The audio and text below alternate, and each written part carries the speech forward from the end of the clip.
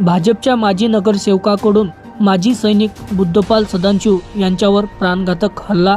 दिनांक 11 ऑगस्ट 2024 रोजी दुपारी 3:30 दरम्यान बजुरिया नगरी अकोला येथे भाजपचे माजी नगरसेवक गजानन सोनवणे व त्यांचे साथीदार काही गुंड यांनी माजी सैनिक बुद्धपाल सदाशिव ज्यांनी देशासाठी स्वतःवर गोळी खाल्ली त्यांच्यावर व त्यांच्या कुटुंबियावर जातीय द्वेष भावनेतून तलवार व पायपाने गुंडाकडून क्रूर हल्ला चढविला असून माजी सैनिक बुद्धपाल सदाशिव यांची प्रकृती अतिशय गंभीर आहे। त्यांना ओझोन हॉस्पिटल अकोला येथे माजी सैनिक सदाशिव यांना ICU मध्ये भरती करण्यात आले आहे।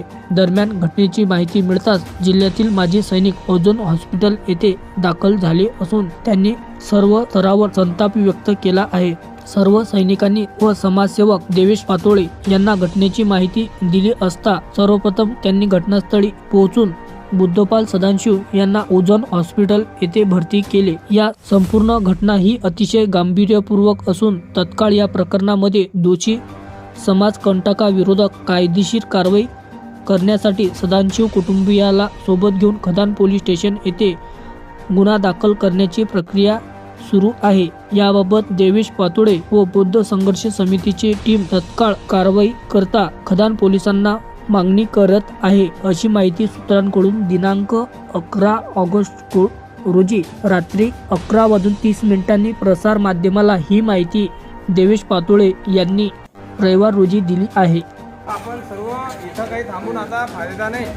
आपण काही डॉक्टरच्या हातचा काही इंजेक्शन गोळ्या घेऊन औषध देऊ शकत नाही। माझं तुम्हाला हे म्हणणं आहे की पोलीसवाले इथं आले होते, त्यांनी FIR दाखल करायच्या अगोदर इथं स्टेटमेंट पोलिसांचं हे आहे ठाणेदारांचं की बाबा ते म्हणत की जोपर्यंत ते शुद्धीवर येत नाही तोपर्यंत आपण काही FIR दाखल करत नाही।